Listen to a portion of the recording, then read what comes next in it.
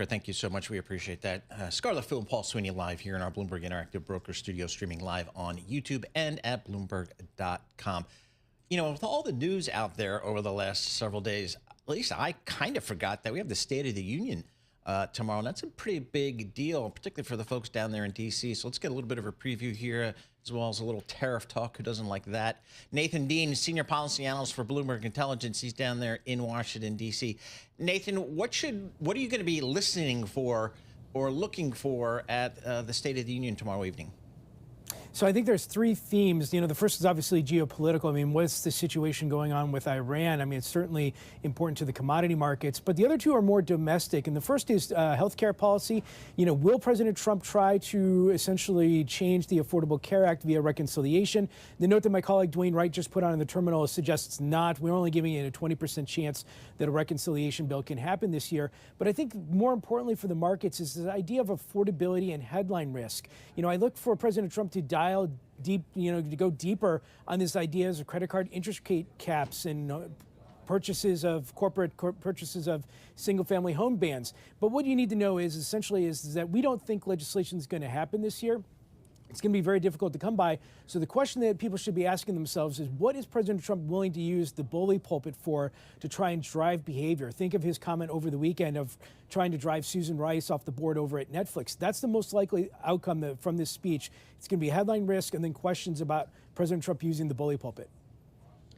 When it comes to, you know, it's great that we have kind of ideas of what we expect the speech to include, but it feels like many of his speeches that intended to focus on policy end up becoming kind of like a campaign rally. Is this something that's going to be tightly scripted and he's going to stick to it, or is this going to become like an ad lib thing where it can easily extend into 2 hours and he's kind of just riffing on his grievances? You know, he's going to have a script, but I'm kind of interested to see myself how much he's going to deviate for it. I mean, look, you know, we're in a situation where it's a little bit different. His approval rating isn't all that popular at the moment. It's one of the highest disapproval ratings that the president has ever had. He's going to also be looking at the Supreme Court justices directly below him, ones that just refuted him. And even on the betting markets, they're talking about, will President Trump shake John Roberts' hand? And I think right now the no's are winning over the yeas.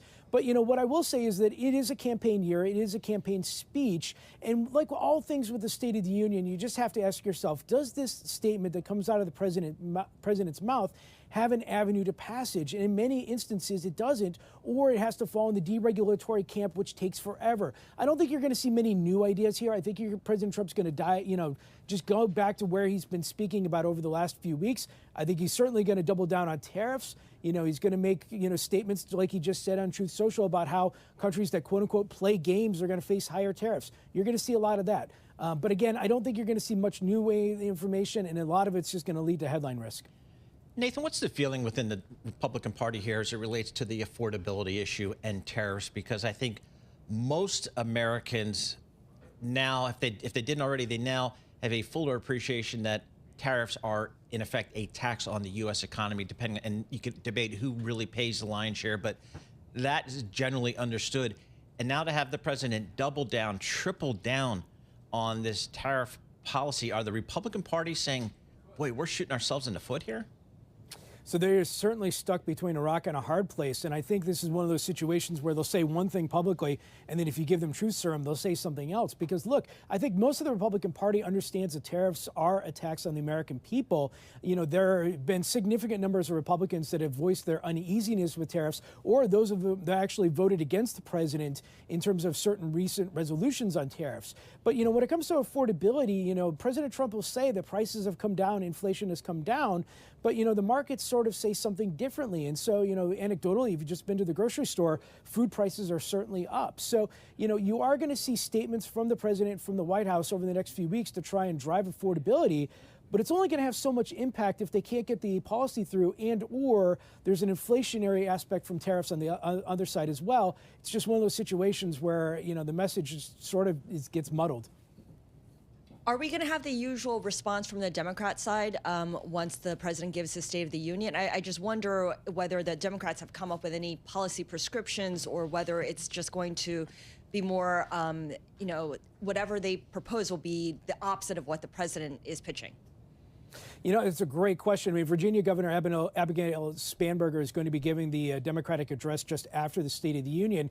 And this is really going to be indicative, I think, of the 2028 election cycle. Think about the presidency, because there's always been this discussion amongst the Democratic Party. Is it the progressive wing of the Democratic Party, or is it the moderate wing of the Democratic Party that is really driving the mantra going forward?